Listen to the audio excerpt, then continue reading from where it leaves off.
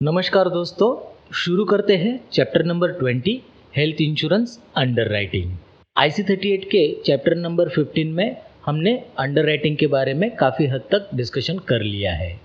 इस चैप्टर में हम लोग लाइफ इंश्योरेंस प्रोडक्ट की अंडरराइटिंग और हेल्थ इंश्योरेंस प्रोडक्ट्स की अंडरराइटिंग के जो डिफरेंसेस है उन्हीं पर बात करेंगे। लाइफ इंश्योरेंस प्रोडक्ट्स की अंडरराइटिंग जो है वो डिपेंड करती है मॉर्टेलिटी पर, और हेल्थ इंश्योरेंस प्रोडक्ट्स की जो अंडरराइटिंग है वो डिपेंड करती है मॉर्बिडिटी पर। मॉर्टेलिटी मतलब डेथ होने के कितने चांसेस है, और मॉर्बिडिटी मतलब बीमार होने के कितने चांसेस है। तो एक इंसान उसके लाइफ में कई बार बीमार हो सकता है और एक ही बार उसकी डेथ हो सकती है। इसी वजह से हेल्थ इंश्योरेंस का जो अंडरराइटिंग है वो काफ़ी माइक्रो लेवल पे किया जाता है, ताकि क्लेम आने पर उन्हें सेटल भी किया जा सके और एप्रोप्रिएट प्रीमियम भी चार्ज किया जा सके। लाइफ इंश्योरेंस प्रोडक्ट्स की तरह ही हेल्थ इंश्योरेंस की जो अंडरराइटिंग है उसमें ये देखा जाता है कि एंटी सिलेक्शन जो है वो नहीं होना चाहिए। जो प्रीमियम लोगों को हम लोग चार्ज कर रहे हैं वो फेयर होने चाहिए। जो भी एक्स्ट्रा प्रीमियम हम लोग चार्ज करेंगे वो रिस्क के बेसिस पे हो। पॉलिसी होल्डर की जो रिस्क है वो क्लासीफाई हो और उसमें एक समानता लाकर किसी भी पॉलिसी होल्डर के साथ अन्याय ना हो, ये देखना है।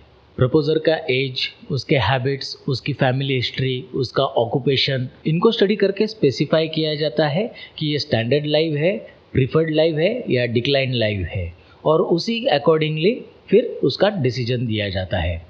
File and use guidelines. IRDA ने हेल्थ इंश्योरेंस प्रोडक्ट सेल्स करने वाली कंपनी को कुछ गाइडलाइंस दी हुई है, जिसके तहत प्रोडक्ट डिज़ाइनिंग, प्रीमियम चार्जिंग, फिर उसका मार्केटिंग, उसके टारगेट कस्टमर्स, उनकी अफोर्डेबिलिटी, कस्टमर्स को ये प्रोडक्ट बेनिफिशियल है या नहीं है, या फिर प्रोडक्ट विड्रॉल करना है तो उसके बारे में कस्टमर को क्या इंटीमेट करना है, कहाँ पे सारे क्लॉजेस जो है वो मेंशन करने हैं। ये सारे जो गाइडलाइंस है इसको फाइल एंड यूज़ गाइडलाइंस कहा जाता है। 5 साल के बाद जो एक्चुरियल डिपार्टमेंट है वो इस प्रोडक्ट का जो परफॉर्मेंस है वो स्टडी करता है।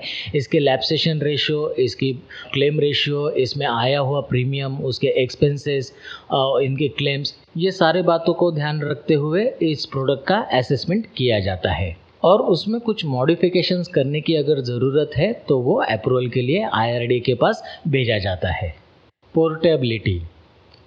जिस प्रकार हम लोग मोबाइल के जो सिम कार्ड है एक नेटवर्क प्रोवाइडर से दूसरे नेटवर्क प्रोवाइडर को हम पोर्ट करते हैं, ठीक उसी तरह हेल्थ इंश्योरेंस का जो प्रोडक्ट है, अगर हम एग्जिस्टिंग प्लान से खुश नहीं है या फिर उनके सर्विस से अगर हम लोग खुश नहीं है तो हम ये प्रोडक्ट जो है ये पोर्ट कर सकते हैं।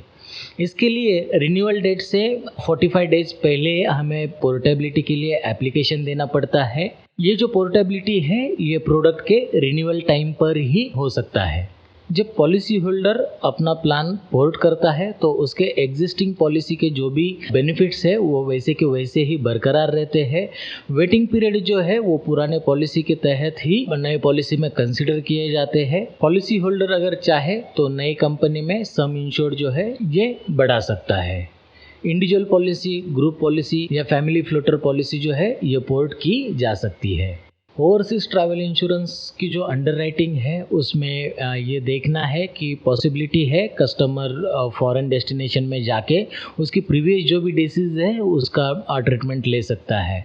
तो प्री मेडिकल हिस्ट्री जो है वो इसमें काफ़ी अच्छी तरीके से चेक की जाती है। Personal accidental insurance underwriting.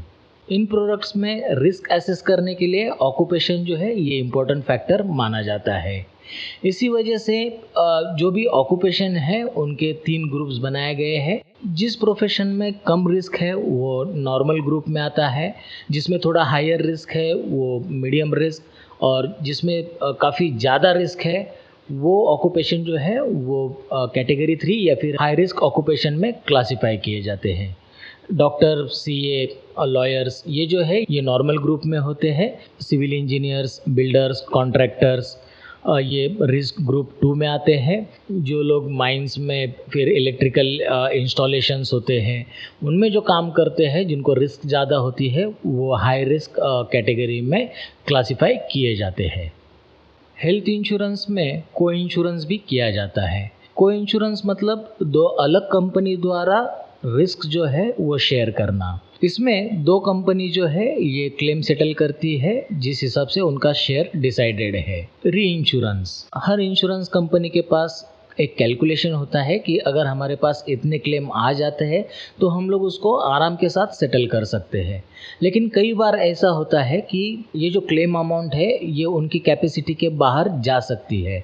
तो ऐसी स्थिति में ये इंश्योरेंस कंपनी किसी और री इंश्योरेंस कंपनी के पास से अपना री इंश्योरेंस करवाती है, ताकि अगर उसके कैपेसिटी के बाहर क्लेम्स आ गए तो री इंश्योरर कंपनी जो है ये क्लेम सेटल करने में उनको हेल्प करेगी। तो इस चैप्टर में बस इतना ही, मिलते हैं नेक्स्ट चैप्टर में।